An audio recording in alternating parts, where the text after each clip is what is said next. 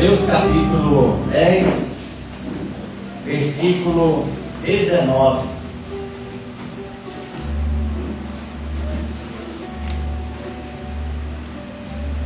Até o 23.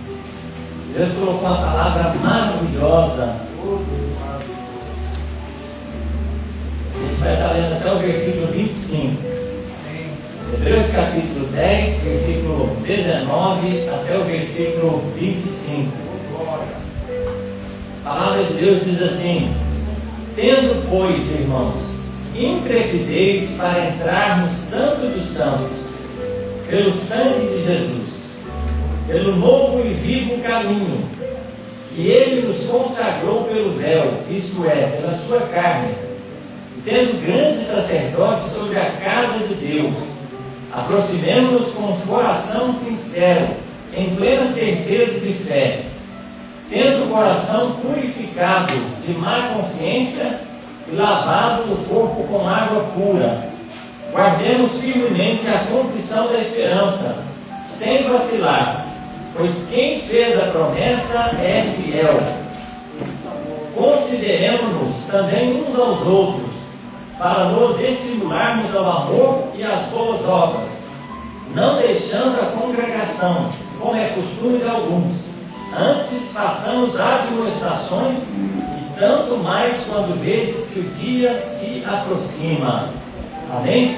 Podeis sentar, ficar à vontade. Se caso você quiser colocar um tema nessa pregação, você pode colocar o seguinte tema: o reino dos céus se manifesta no coração arrependido. Amém? Vamos falar todo mundo junto? O reino dos céus se manifesta no coração arrependido. Mais uma vez, bem forte. O reino dos céus se manifesta no coração arrependido. Amém, irmão? Glória a Deus. Sexta-feira, eles falam sexta-feira da paixão. O mundo para um pouco para relembrar, rememorar o que aconteceu na humanidade com a história de Jesus Cristo. A palavra de Deus diz que 2000 e poucos anos atrás, um homem chamado Jesus, ele se entregou na cruz do Calvário, para que todo aquele que nele crê, como foi falado pelo irmão João, não pereça, mas tenha a vida eterna. Glória a Deus, glória a Deus. Jesus Cristo, aquelas Escrituras nos apresenta como Filho de Deus. Aquele que as Escrituras sagradas nos ensinam que foi enviado por Deus para a salvação do mundo. Esse acontecimento, irmãos, mudou a história da humanidade para sempre. A palavra de Deus diz que no Antigo Testamento tinha um ensino sobre como ia acontecer de chegar a Jesus Cristo. A palavra de Deus diz que o povo de Israel, ele recebeu a revelação de Deus para como eles iam organizar o tabernáculo no deserto. Esse tabernáculo era uma tipificação de Cristo Jesus. O tabernáculo era a sombra do que ia acontecer depois de milhares de anos na pessoa de Jesus Cristo. Na frente, na entrada do tabernáculo, tinha ali uma cortina feita de 4 cores, que era o branco, o azul, o vermelho e o carmesim. A cor púrpura ali, cor púrpura, que era o azul e o vermelho. Essa entrada ali, ela significava que era o caminho onde entrava para fazer o sacrifício. E aquele tabernáculo ali, ele vai ser lembrado como Jesus, depois de muito tempo, ele vai falar em João capítulo 14, versículo 6, quando ele falou assim: eu sou o caminho, ele estava remetendo ao ensinamento, ou ao que eles conheciam, desse portal, dessa entrada do tabernáculo, que era chamado caminho. Da mesma forma, quando eles entravam no tabernáculo, por esse caminho, por essa entrada ali, que era essas cortinas coloridas na frente, eles já se deparavam com o altar do sacrifício, que era um altar de bronze. E ali, para que entrasse ali no santuário ali, era necessário primeiro passar pelo altar do sacrifício. Não tinha como entrar para dentro se não passasse pelo altar do sacrifício. E ali a palavra de Deus diz que esse altar de sacrifício, esse altar de bronze, ele era manipulado ali pelas mãos dos sacerdotes. E aqueles sacerdotes, eles lavavam as mãos ali num caldeirão, numa bandeja ali que estava na frente com água, onde eles molhavam as mãos, eles viam o rosto deles ali no momento que eles estavam lavando as mãos, para eles mesmos, olhar para eles mesmos e falarem como eu estou fazendo quando eu lavo as mãos, significando como eu estou servindo a Deus. Quando eu estou lavando as mãos, Deus ele está falando como você está servindo a Deus quando você vê sua imagem. E eles lavavam as mãos naquele altar do sacrifício, eles faziam ali o sacrifício, a expiação pelos pecados daqueles que estavam ali, e logo para frente já tinha o lugar que era considerado a verdade, que era outro portal ali, que era o santuário, onde ali só os sacerdotes entravam, onde tinha do lado a menorá, que era como se fosse um castiçal ali com 7 pontas, e tinha um azeite que tinha que ficar aceso. Do outro lado da menorá tinha ali a mesa com os pães da proposição, que eram aqueles pães que os sacerdotes consagravam ali. E ali, na frente deles, ali tinha outro altar, que era o altar do incenso da adoração. E ali tinha outra cortina, que era chamada de vida, porque ali estava o santo dos santos. E ali só um conseguia entrar lá dentro, só o sumo sacerdote, que era o lugar santíssimo. E quando ele entrava ali, ele se deparava com a Arca da Aliança, que era a mesma Arca da Aliança que o irmão John falou hoje aqui. Estava ali a presença de Deus, onde tinha, em cima da Arca da Aliança, tinha o propiciatório, que eram aqueles 2 querubins que ficavam ali, a tampa da arca, que era o propiciatório. Dentro da arca tinha ali as tábuas da aliança, as tábuas que Moisés recebeu no Monte Sinai, tinha ali a vara de Arão, e tinha ali uma porção do maná que descia do céu, guardado ali, que não apodrecia, como testemunho das coisas que Deus faria. Aleluia. E a palavra de Deus diz que só um homem, só o sumo sacerdote, conseguia chegar no Santo dos Santos. E se ele não estivesse bem com Deus, ou se ele tivesse pecado, ele morria ele mesmo. Então não tinha jeito de ele entrar no Santo dos Santos de qualquer jeito. E aí a palavra de Deus diz nesse texto que a gente leu aqui, que é para a gente ter ousadia para entrar no Santo dos Santos.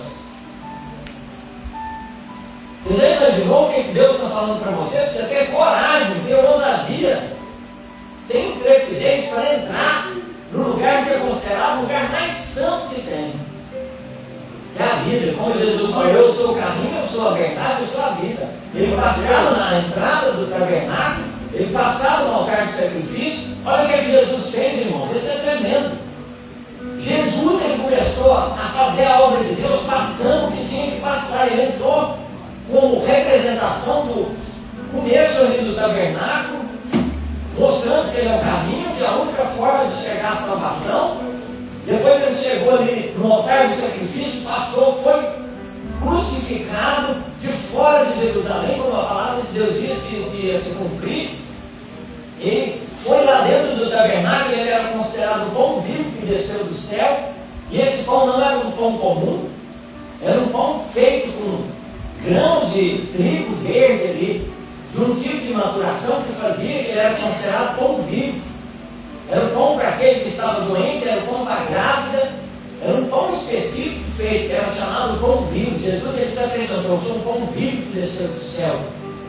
E ali ele falou, eu sou aquele que traz, como foi falado pelo irmão Gabriel quando ele pregou também, eu sou Cristo Jesus como um sacrifício agradável a Deus. Aí ele altar da adoração, do incenso da adoração que trazia o aroma agradável do sacrifício a Deus, na pessoa de Jesus Cristo. Aí quando ele chega no Santo dos Santos, ele é a representação da Arca da Aliança com tudo que tinha ali, porque tinha que pegar o sangue do cordeiro e derramar sobre a tampa da Arca da Aliança ali, que era o propiciatório, para propiciação pelos pecados da humanidade. Jesus representou tudo isso. E a palavra de Deus diz que quando Jesus Cristo morreu, deu um terremoto, fendeu-se a rocha que estava ali. A palavra de Deus diz que no santuário foi rasgado o véu, do alto a baixo.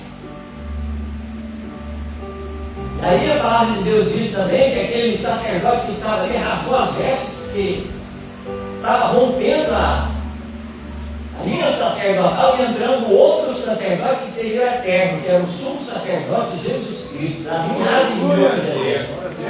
E esse sumo sacerdote que estava ali, agora ele recebe as pessoas para apresentar as causas deles agora. Antes era só um que representava a causa de todo mundo para Deus. Agora todos se aproximam de um, que é Jesus Cristo. E Jesus Cristo leva as causas de todo mundo para Deus. Agora Deus ele me traz essa palavra no coração agora. E quer que você imagine agora você conversando com Jesus dentro do Santo dos Santos. Ele me deu esse discernimento hoje aqui. Aleluia. É tremendo, irmãos, que Deus falou no meu coração. Tremendo. Nunca esqueça essa palavra, porque essa revelação foi tremenda no meu coração. Glória a Deus. Como seria o seu diálogo com Jesus Cristo, o Santo dos Santos? Você estaria ali com medo? Como você estaria? Quando você chegasse diante de Jesus, no Santo dos Santos, no lugar mais santo que tem. Eita glória. E aí, irmãos, a primeira coisa que Deus fala no meu coração, que ali não é um lugar de culpa mais. Não é um lugar de condenação mais. Ali é um lugar, um ambiente ali, você sente diante de Deus a vontade de Jesus Cristo de estender a mão para você e falar: vem cá que eu vou te perdoar, eu vou te salvar, eu vou te dar o meu herói, que é a minha vida por você, quando eu fiz um sacrifício na cruz do Calvário. E aí quando você olha para Jesus, você não vê ele bravo contigo, você não vê ele falando: você é um pecador, irado com você, não. Você vê os olhos de Jesus, aquele olhar de meio brasileiro, aquele olhar daquele que falou lá quando ele estava indo na cruz do Calvário: perdoa eles porque eles não sabem o que fazem, Senhor. O mesmo olhar de Jesus que ele se chama de amigo, porque ele fala: vem cá, eu vou te ajudar. Aleluia. Eu vou te ajudar. Esse ambiente, irmãos, que é um ambiente de perto de Jesus, não é um ambiente de condenação, não é um ambiente de apontar o dedo, de falar. E a gente que serve Jesus, a gente que está como parte do corpo de Cristo, a gente tem que ter esse ambiente perto da gente também. Quando alguém chegar perto de você, ele está te vendo como uma pessoa que vai trazer uma acusação,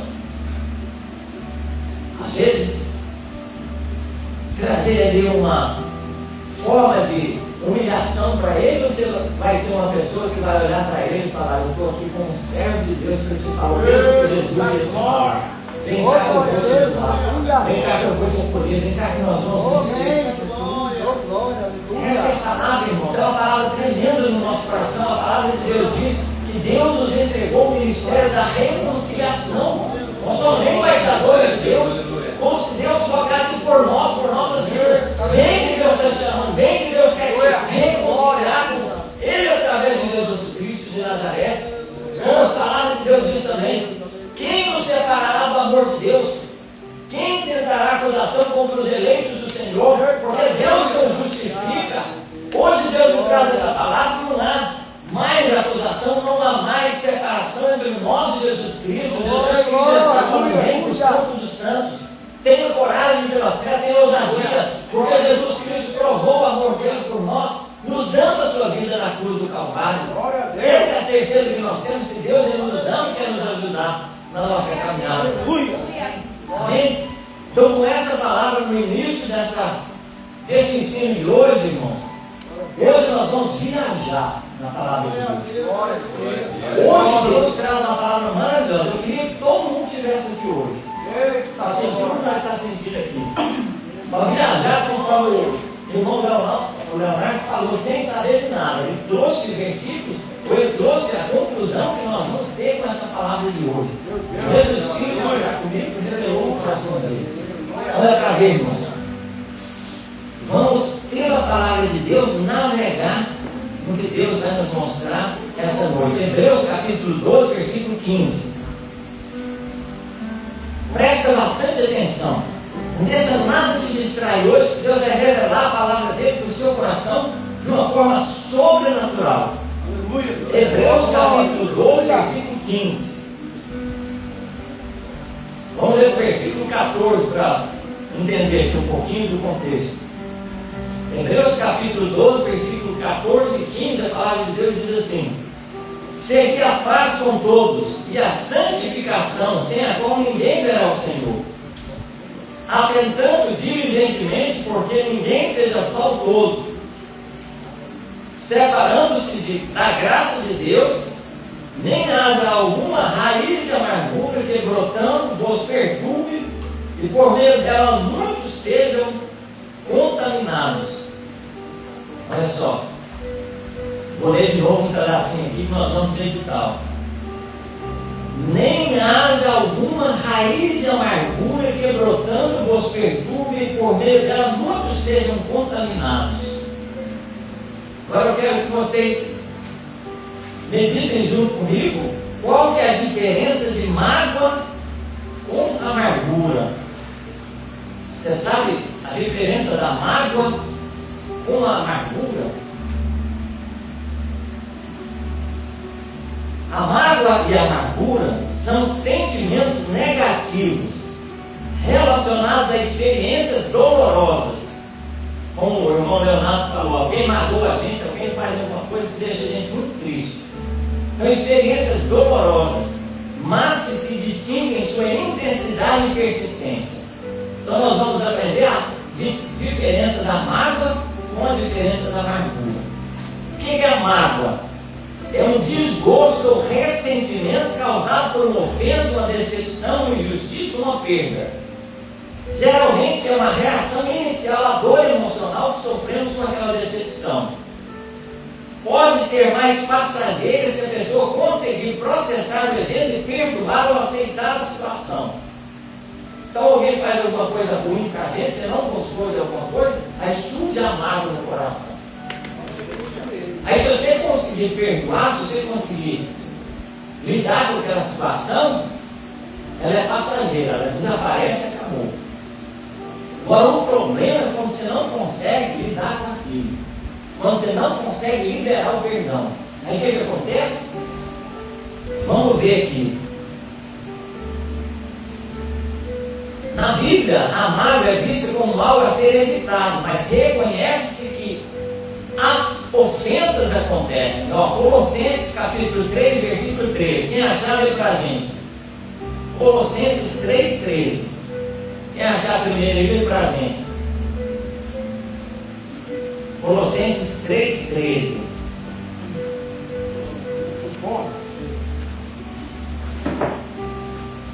Suporte-se a uns aos outros, perdoe-se mutualmente, caso alguém tenha motivo de queixa contra a outra pessoa, assim como o Senhor perdoou, vocês perdoem também uns aos outros. Glória a Deus. Então ofensas acontecem.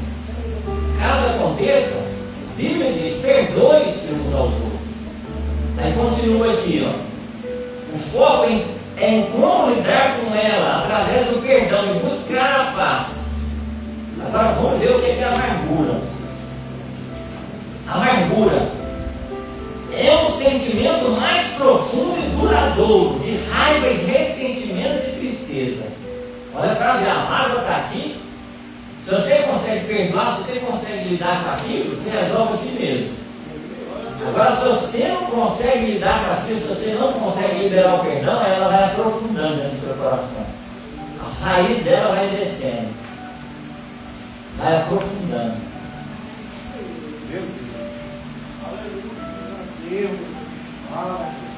Surge quando a mágoa não é resolvida e se instala no coração, criando raízes. É o que a gente leu em Hebreus capítulo 12, versículo 15, né?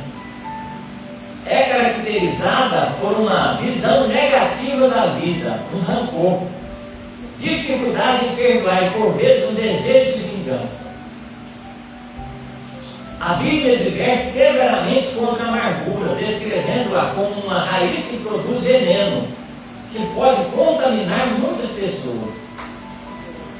Está vendo só? Ela impede a comunhão com Deus e prejudica a saúde emocional e espiritual.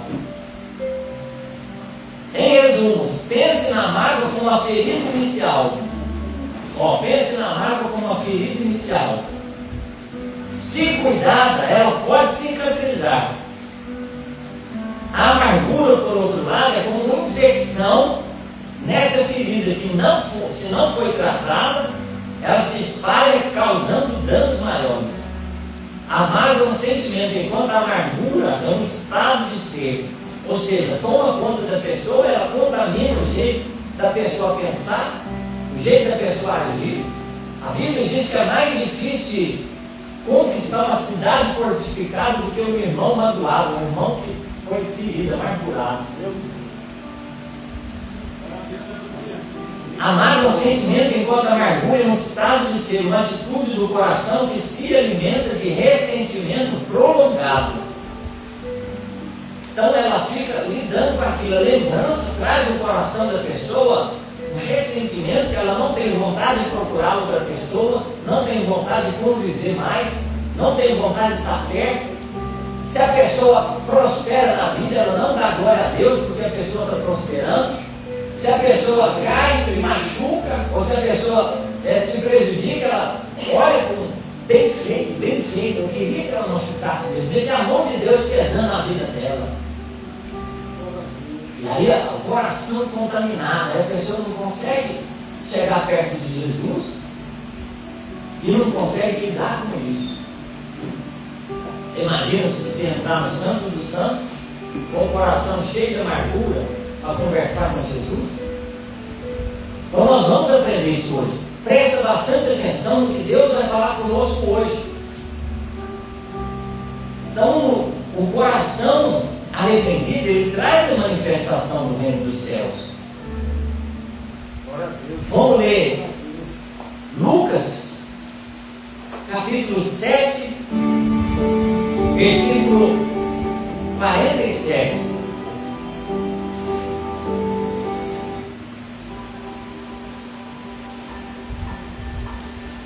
A gente vai ler um pouquinho antes, irmãos. Eu quero que vocês fiquem bastante atentos. Hoje a gente tem tempo, a gente vai ler muitos versículos da Bíblia.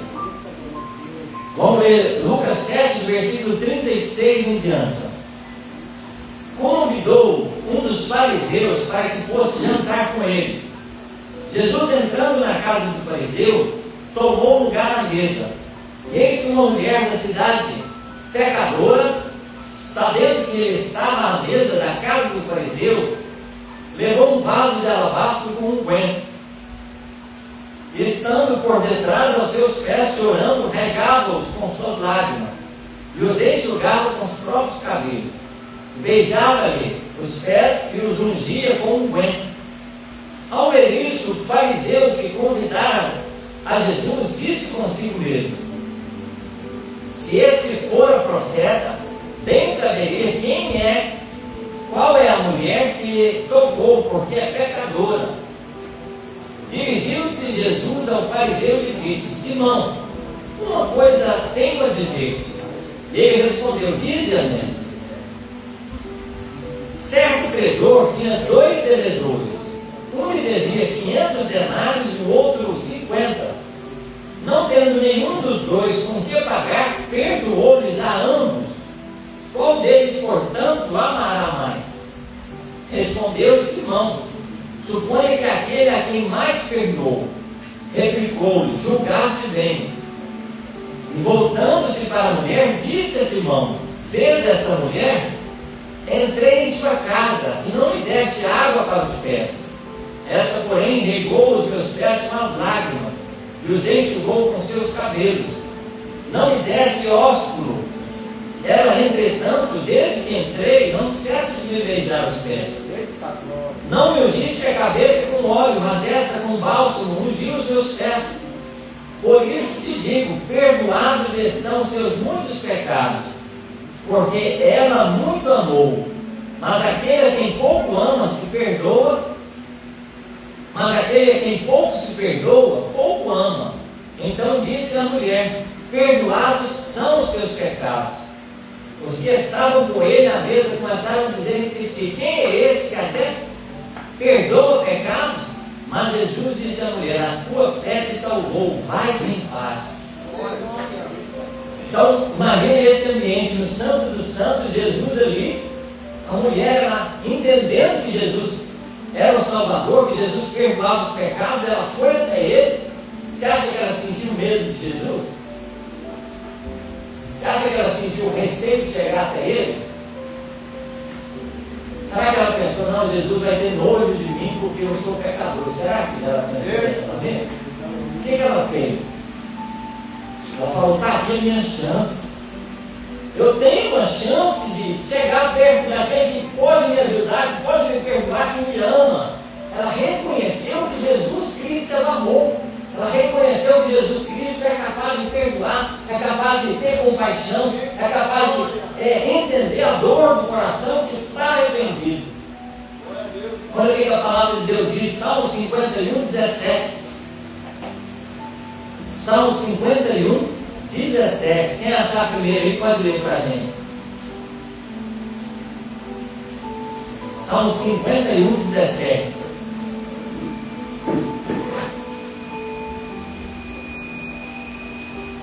Quem achar primeiro aí pode ler.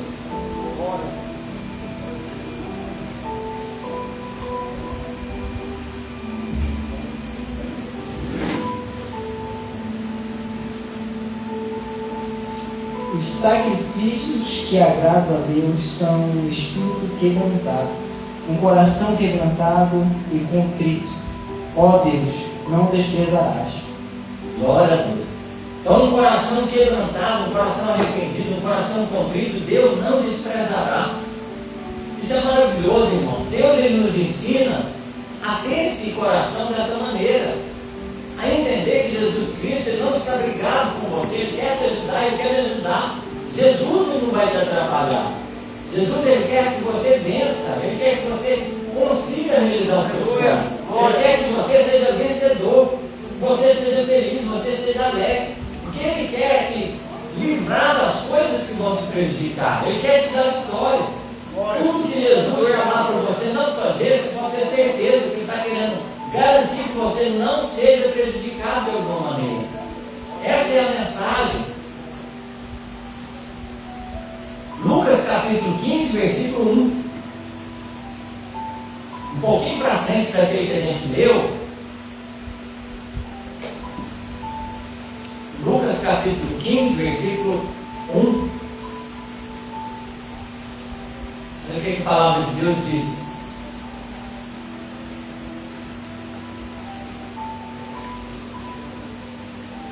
Aproximando-se de Jesus, todos os publicanos e pecadores para o ouvir, murmuravam os fariseus e os escribas, dizendo: esse recebe pecadores e come com eles. Então lhe propôs Jesus essa parábola: qual dentre vós é o homem que, possuindo 100 ovelhas e perdendo uma delas, não deixa no deserto as 99 e vai em busca da que se perdeu, até encontrá-la? Achando-a, põe-na sobre os ombros, cheio de júbilo, e indo para casa, reúne os amigos e vizinhos, dizendo-lhes: alegrai-vos comigo, porque já achei a minha ovelha perdida. Digo-vos que assim haverá maior júbilo no céu por um pecador que se arrepende, do que por 99 justos que não necessitam de arrependimento. Ou qual é a mulher que, tendo 10 dracmas, se perder uma, não acende a candeia, varre a casa e procura diligentemente até encontrá-la? E tendo-a achado, reúne os amigos e vizinhos, dizendo: alegrai-vos comigo, porque achei a dracma que eu estava que eu tinha perdido. E eu vos afirmo que de igual modo há júbilo diante dos anjos de Deus por um pecador que se arrepende. Olha só, a júbilo, a alegria dos anjos de Deus, porque alguém está se aproximando de Deus, querendo o arrependimento, querendo perdão. Continuou: certo homem tinha 2 filhos, o mais moço deles disse ao pai: pai, me dá minha parte dos bens que me cabem. Ele repartiu os haveres. Passados não muitos dias, o filho mais moço, juntando tudo que era seu, partiu para uma terra distante e lá dissipou todos os seus bens, vivendo dissolutamente. Depois de ter consumido tudo, sobreveio àquele país uma grande fome. Ele começou a passar necessidade. Então ele foi e se agregou a um dos cidadãos daquela terra, e este o mandou para os seus campos a guardar corpos. Ali desejava ele fartar-se das alfarrobas que os porcos comiam, mas ninguém lhe dava nada. Então, caindo em si, disse: quantos trabalhadores meu pai têm pão com fartura, e eu aqui morro de fome. Levantar-me-ei, irei ter com meu pai, e lhe direi: pai, pequei contra o céu e diante de ti. Já não sou digno de ser chamado de teu filho. Trata-me como um dos teus trabalhadores. Levantando-se, foi para o seu pai. Via ele ainda de longe, quando seu pai o avistou, e compadecido dele, correndo, o abraçou e o beijou. E o filho lhe disse: pai, pequei contra o céu e diante de ti. Já não sou digno de ser chamado de seu filho. O pai, porém, disse aos seus servos: trazei depressa a melhor roupa, vestiu, ponde-lhe um anel no dedo, sandálias nos pés. Trazei também e matai o novilho cevado. Comamos e nos alegremos. Porque esse meu filho estava morto e reviveu, estava perdido e foi achado. E começaram a alegrar-se. Ora, o filho mais velho estivera no campo, e quando voltava, ao aproximar-se da casa, ouviu a música e as danças. Chamou um dos criados e perguntou-lhe o que era aquilo. E ele informou: veio teu irmão e teu pai mandou matar um novilho cevado, porque o recuperou com saúde. E ele se indignou e não queria tratar, não queria entrar.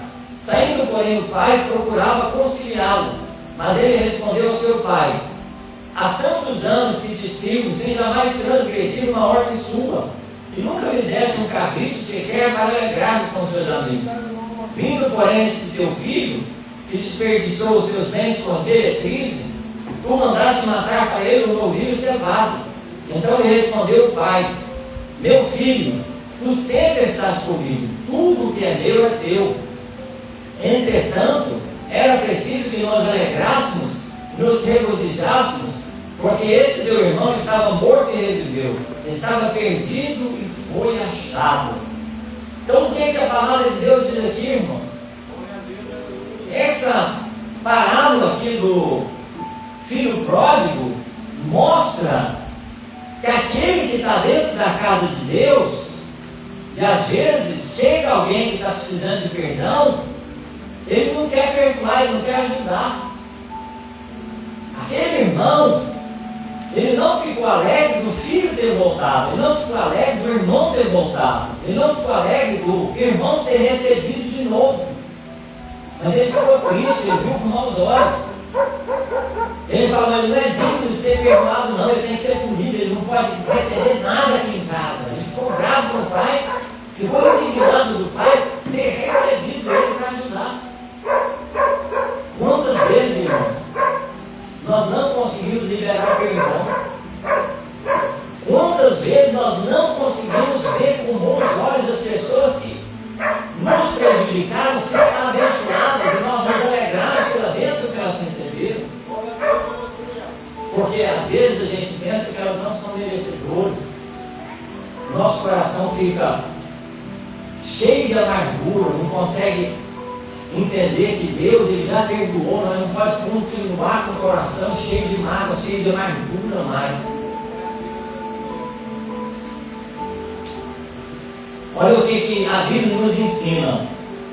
Nós vamos pegar alguns versículos, exemplos do que Jesus quer que a gente faça. Lucas capítulo 23, versículo 34. Um pouquinho antes desse versículo que a gente está lendo, um pouquinho depois. Lucas 23, versículo 34.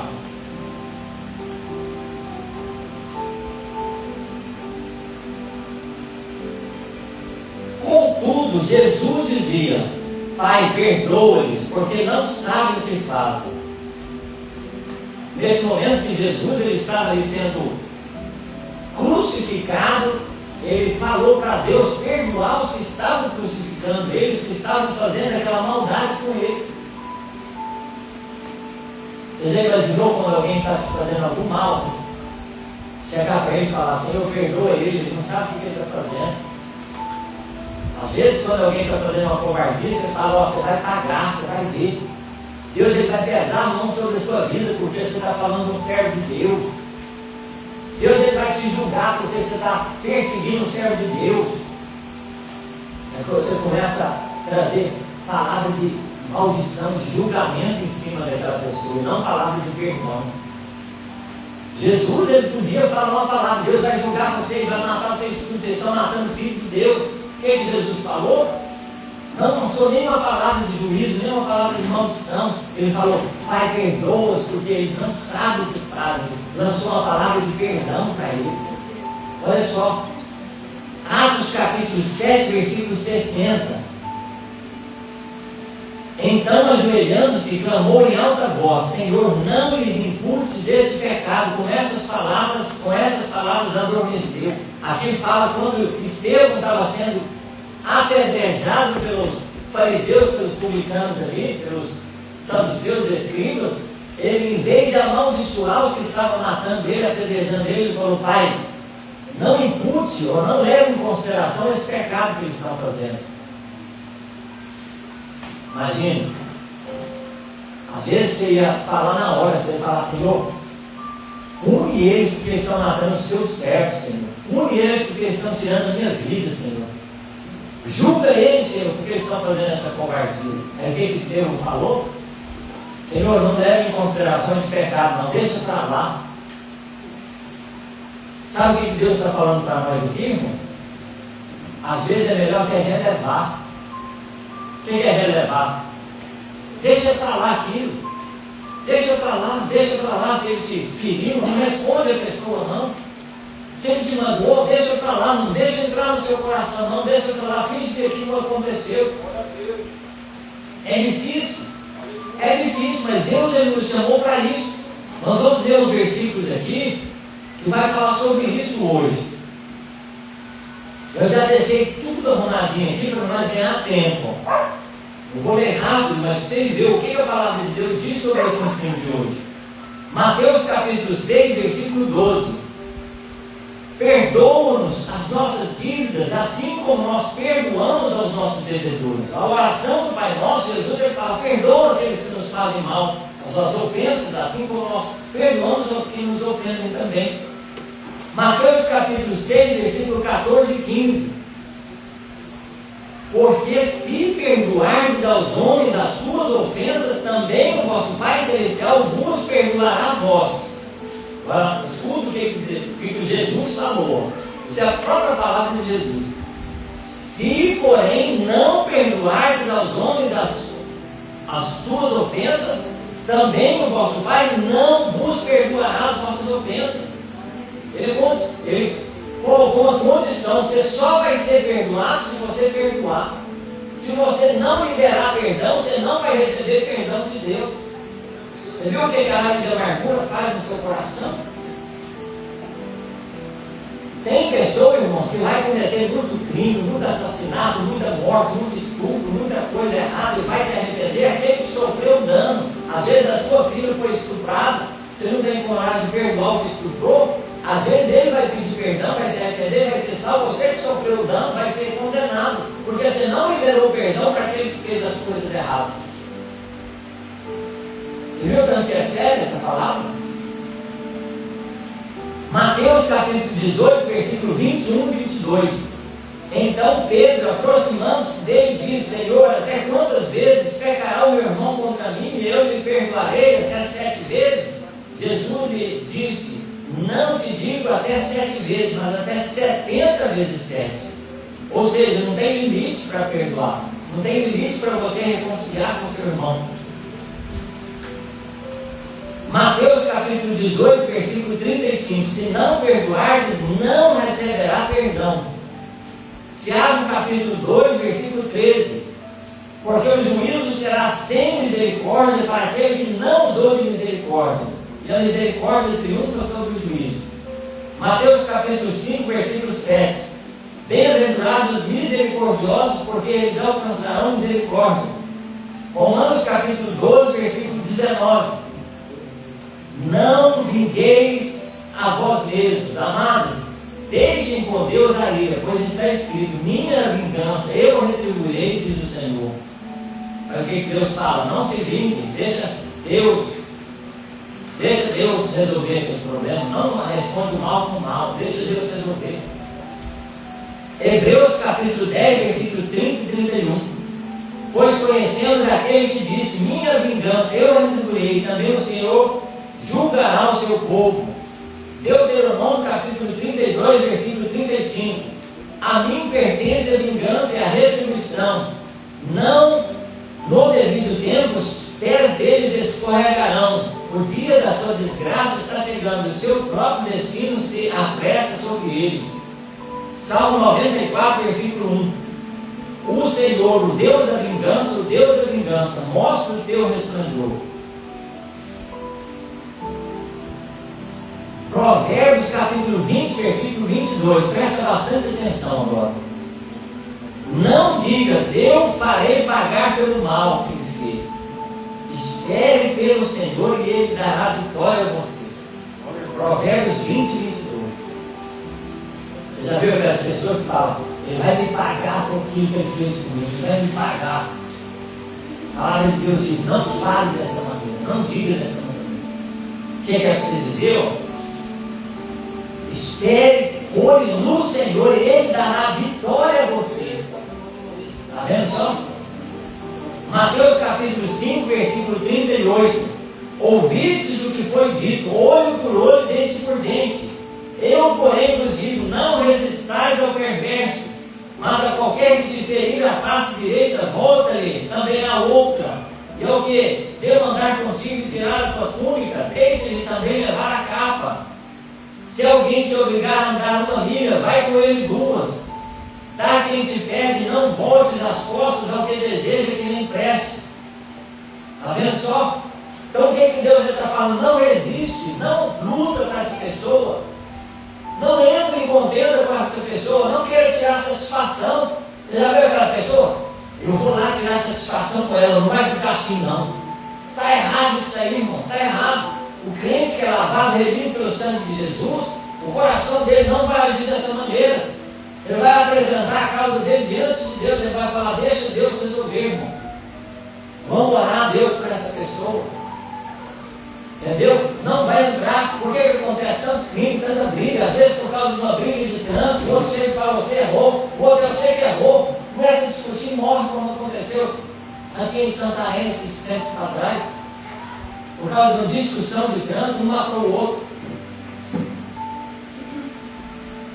Ouviste o que foi dito: amarás o teu próximo e odiarás o teu inimigo.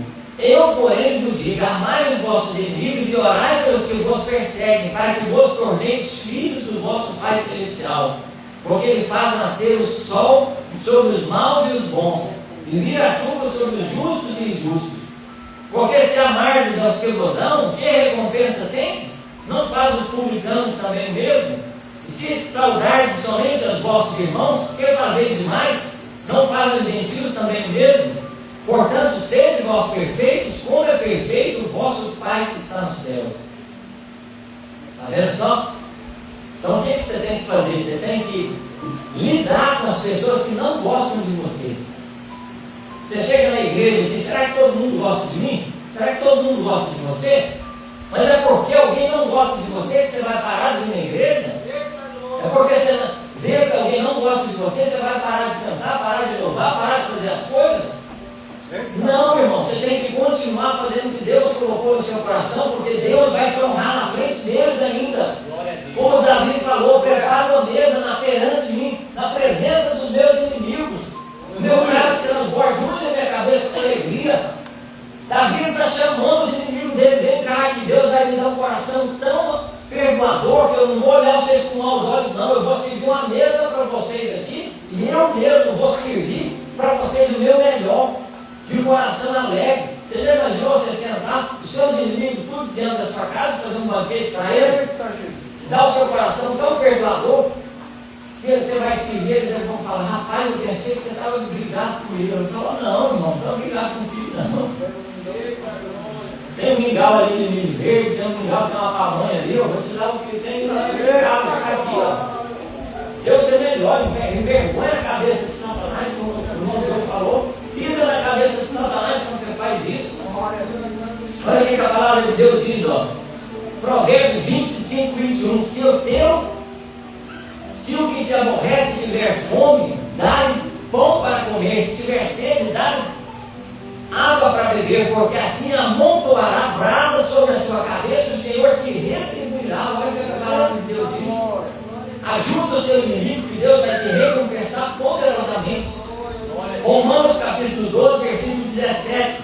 Não torneis a ninguém mal por mal, esforçai-vos por fazer o bem perante todos os homens.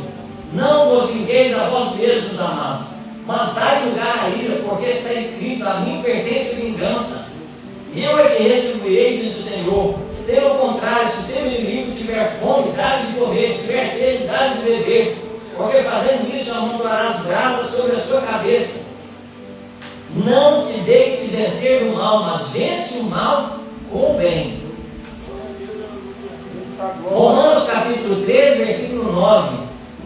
Olha o que a palavra de Deus diz, ó. Amar ao próximo como a ti mesmo. O amor não pratica o mal contra o próximo, de sorte que o cumprimento da lei é o amor.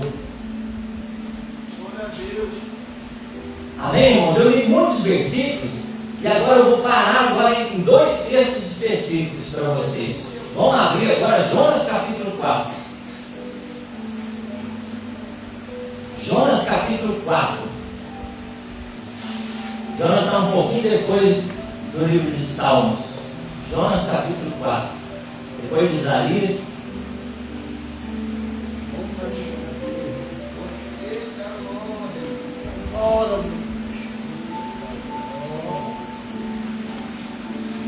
Depois de Amós, depois de Obadias. Jonas 4, irmãos. Presta bastante atenção. Olha o que a palavra de Deus diz. Com isso, desgostou-se Jonas extremamente e ficou irado. Por quê? Jonas ficou desgostado e irado. Porque Deus perdoou Nínive. Por isso. E orou ao Senhor e disse: ah, Senhor, não foi isso que eu disse, estando ainda na minha terra? Por isso me adiantei a fugir para trás, pois sabias que és Deus clemente e misericordioso, e tardio em irar-se, grande em benignidade, e que te arrepende do mal. Sabe por que Jonas fugiu para trás? Que ele não quis ir para Nínive pregar lá? Porque ele sabia que Deus ia perdoar Nínive. Então ele não foi lá porque ele já sabia que Deus ia perdoar. Ele não queria que Nínive fosse perdoado. Ele queria que Nínive fosse destruída. Essa era a vontade de Jonas. Peço-te, pois, ao Senhor, tira minha vida, porque melhor é morrer do que viver. Aí ele desejou morrer do que aceitar que Deus ia perdoar Nínive. Olha só que coração que ele tem. Que coração que não perdoava de jeito nenhum o coração de Jonas. E não aceitava que Deus ia perdoar Nínive, de jeito nenhum. Ele pediu a morte do que perdoar Nínive. E disse o Senhor: é razoável a tua ira, Jonas? Então Jonas saiu da cidade e assentou-se ao oriente da mesma. E ali fez uma enramada e repousou debaixo dela à sombra, até ver o que aconteceria à cidade. Então Jonas fez birra. Ele virou as costas para Deus, subiu lá no monte que tinha lá para olhar a cidade e falou: vamos ver se Deus vai destruir a cidade agora. Fazendo birra. Aí o que aconteceu? Jonas 4,6. Então fez o Senhor Deus nascer uma planta que subiu por cima de Jonas para que fizesse sombra sobre a sua cabeça, a fim de o livrar do seu desconforto. Jonas, pois, se alegrou em extremo por causa da planta. Mas Deus, no dia seguinte, ao subir da alva, enviou um verme, uma largata, o qual feriu a planta, e essa se secou. Em nascendo o sol, Deus mandou um vento calmoso oriental.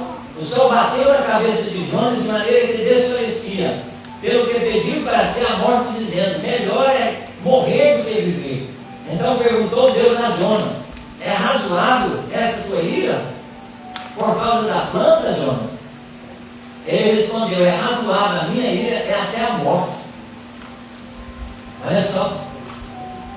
Tornou o Senhor: tens compaixão da planta que te não custou trabalho, a qual não fizeste crescer, nem numa noite nasceu e numa noite pereceu, e numa noite nasceu e numa noite pereceu, e não hei de eu ter compaixão da grande cidade de Nínive, que há mais de 120 mil pessoas que não sabem discernir entre a mão direita e a mão esquerda, e também muitos animais? Olha o que Deus falou para Jonas. Você ficou sentido porque a planta morreu hoje, Jonas? E eu não vou ficar sentido com 120 mil pessoas morrendo? Você viu só? Agora, irmão, vamos lá para 2 Reis, capítulo 21, versículo 1. 2 Reis, está lá no Antigo Testamento, logo no comecinho da Bíblia. Aqui eu vou ler mais um pouco, porque é necessário a gente ler para vocês entenderem. Tinha Manassés 12 anos de idade quando começou a reinar, e reinou 55 anos em Jerusalém. Sua mãe chamava Esibá. Fez ele o que era mal perante o Senhor, segundo as abominações dos gentios que o Senhor expulsara de suas possessões, de diante dos filhos de Israel, pois tornou a edificar os altos que Ezequias seu pai havia destruído, e levantou altares a Baal, fez um poste ídolo como o que fizera a Acabe, rei de Israel, e se prostrou diante de todo o exército dos céus e o serviu. Edificou altares na casa do Senhor, do qual o Senhor tinha dito: em Jerusalém porei o meu nome. Também edificou altares a todo o exército do céu, nos 2 átrios da casa do Senhor. Presta bastante atenção o que Manassés fez. Ó. Versículo 6, presta bastante atenção. E queimou a seu filho como sacrifício. O que Manassés fez? Pegou o filho dele, queimou o filho dele em sacrifício aos deuses pagãos. Adivinhado pelas nuvens, era agoreiro, tratava com médiuns, feiticeiro, prosseguiu em fazer o que era mal perante o Senhor para provocar a ira. Também pôs a imagem de escultura do poste ídolo que tinha feito na casa de que o Senhor dissera a Davi e Salomão seu filho: nesta casa em Jerusalém, que escolhi de todas as tribos de Israel, porei o meu nome para sempre. E não farei que os pés de Israel andem errantes na terra que dei a seus pais, contanto que tenham cuidado de fazer segundo tudo o que lhes tenho mandado, e conforme toda a lei de Moisés, meu servo, lhes ordenou. Eles, porém, não ouviram, e Manassés de tal modo os fez errar, que fizeram pior do que as nações que o Senhor tinha destruído diante dos filhos de Israel. Então o Senhor falou por intermédio dos profetas seus servos, dizendo: visto que Manassés, rei de Judá, cometeu essas abominações, fazendo pior que tudo o que fizeram os amorreus antes dele, e também a Judá, que pecaram com os ídolos dele, assim diz o Senhor, Deus de Israel: eis que hei de trazer tais males sobre Jerusalém e Judá, que todo o que os ouvir, lhe timirão ambos os ouvidos. Estenderei sobre Jerusalém o cordel de Samaria e o prumo da casa de Acabe. Eliminarei Jerusalém como quem elimina a sujeira de um prato, eliminai-a e o emporcai. Abandonarei o resto da minha herança, entregá-los-ei nas mãos de seus inimigos, servirá de peso de despojo para todos os seus inimigos. Porquanto fizeram que era mal perante mim, me provocaram a ira, desde o dia em que os seus pais saíram do Egito até o dia de hoje. Além disso, Manassés derramou muitíssimo sangue inocente, até encher Jerusalém de um ao outro extremo. Sabe o que Manassés fez? Eles saíram matando todos os concordavam com ele em Jerusalém. De um ou outro extremo, afora o seu pecado com que fez pecar a Judá, praticando o que era mal perante o Senhor. Quando os mais aos atos de Manassés, a tudo quanto fez, ao seu pecado que cometeu, porventura não estão escritos no livro das histórias do rei de Judá? Manassés descansou com seus pais e foi sepultado no jardim da sua própria casa, no jardim de Uzá, e Amon, seu filho, reinou em seu lugar. Eu faço uma pergunta para vocês agora. Vocês acham que Deus perdoou Manassés? O que vocês acham? Tinha jeito para Manassés? O que vocês acham?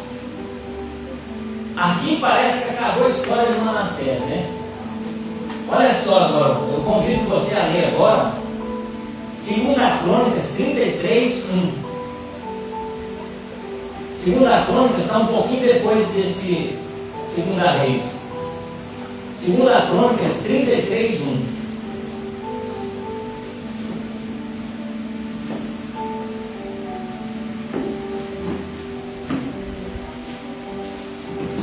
Para ver que a Bíblia vai dizer.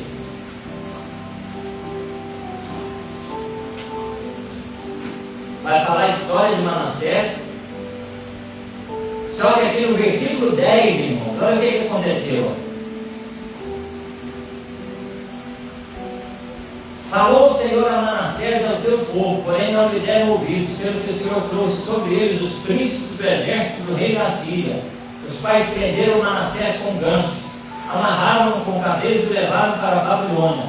Ele, angustiado, suplicou deveras ao Senhor seu Deus, e muito se humilhou perante o seu Deus e o Deus de seus pais. Versículo 13, presta bastante atenção. Fez-lhe oração e Deus se tornou favorável para com ele, atendeu-lhe a súplica e o fez voltar para Jerusalém ao seu reino. Então reconheceu Manassés que o Senhor era Deus. Depois disso edificou o muro fora da cidade de Davi, ao ocidente de Gion, no vale, e a entrada da porta do peixe, abrangendo Ofel, e o levantou muito alto. Também pôs chefes e militares em todas as cidades fortificadas de Judá. Tirou da casa do Senhor os deuses estranhos e o ídolo, como também todos os altares que edificaram no monte da casa do Senhor em Jerusalém, e os lançou fora da cidade. Restaurou o altar do Senhor, sacrificou sobre ele ofertas pacíficas e de ações de graças, e ordenou a Judá que servisse ao Senhor Deus de Israel. Está vendo só? O que aconteceu com Manassés? Versículo 18. Quanto mais aos atos de Manassés e a sua oração ao seu Deus, e as palavras dos videntes que lhe falaram no nome do Senhor Deus de Israel, eis que todas estão escritas no livro das histórias dos reis de Israel. A sua oração e como Deus se tornou favorável para com ele, e todo o seu pecado, a sua transgressão, e os lugares onde edificou altos e colocou postos ídolos, imagens de escultura, antes que se humilhasse. Eis que tudo está nas histórias dos videntes. O que aconteceu com Manassés? Ele fez tudo de errado, mas ele orou ao Senhor, humilhou-se e pediu perdão, e Deus restaurou Manassés novamente em Jerusalém. Mesmo ele ter matado o próprio filho, mesmo ele ter matado os que estavam lá obedecendo a Deus tudo, ele exterminou os que estavam obedecendo a Deus. Fez muita covardia, mas Deus trouxe ele de volta, perdoou o pecado dele e restaurou a sorte de Manassés. Amém?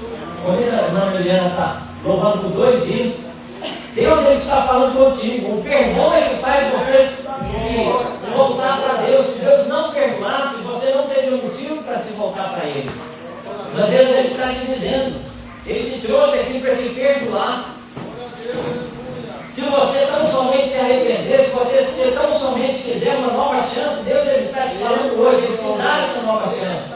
Não deixe passar. Se volte ao Senhor, se achegue ao Santo dos Santos e peça perdão para Jesus, e Ele te perdoará essa noite. Aleluia. Não somente se arrependa, não somente se volte ao Senhor essa noite. Aleluia. Aleluia, Espírito Santo de Deus. Aleluia. Aleluia.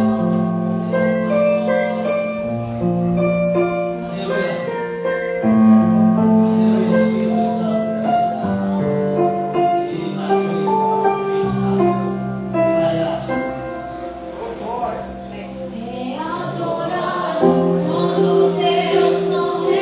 É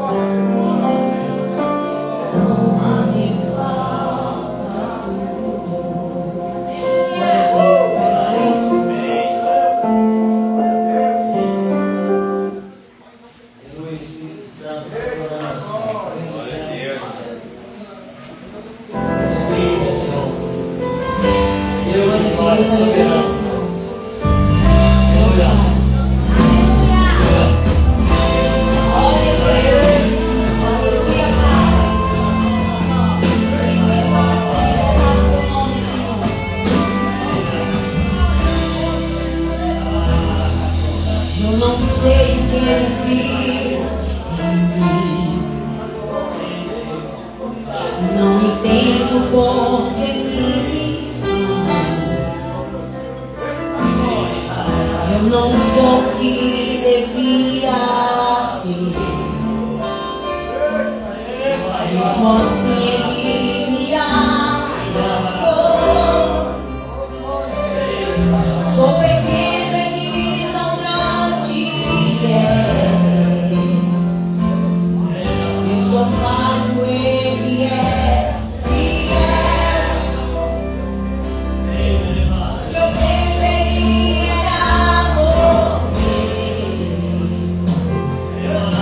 mas Ele me prometeu o céu. Eu só quero adorar, por isso estou aqui. E se eu não adorar, falta algo em mim. Eu jamais saberei, porque me escolheu. Há de uma coisa eu sei, que eu tenho em mim. Eu não sei quem vive em mim. Não entendo porque me amou. Não sou o que devia ser. Mesmo assim Ele me abraçou. Sou pequeno, Ele tão grande é. Eu sou fraco, Ele é fiel. Que eu deveria morrer, mas Ele me prometeu o céu. Eu só quero adorar, por isso estou aqui. E se eu não adorar, falta algo em mim. Eu jamais saberei, porque me escolheu. Mas de uma coisa eu sei, que eu tenho em mim.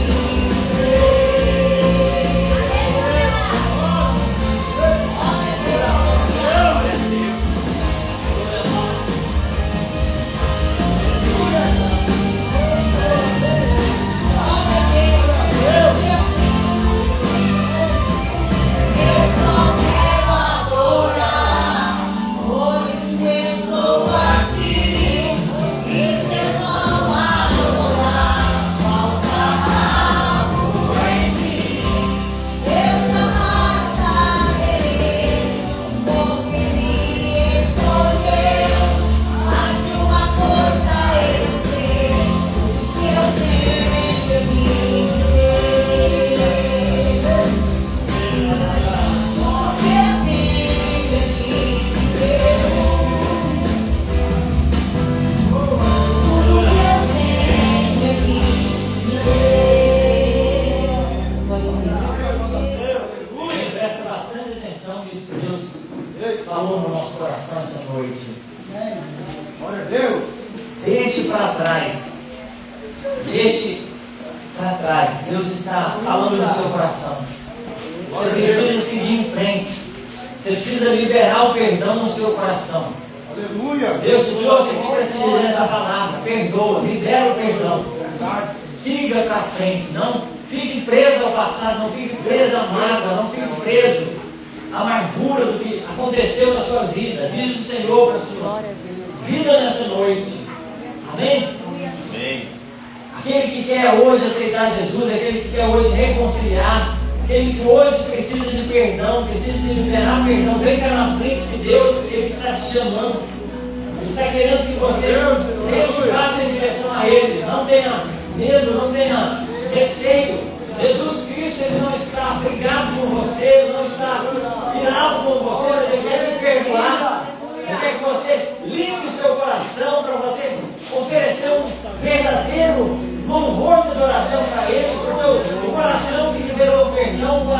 ele pediu perdão, não há mais culpa, não há mais acusação, não há mais nada que te impeça de aproximar diante de Deus. Aleluia!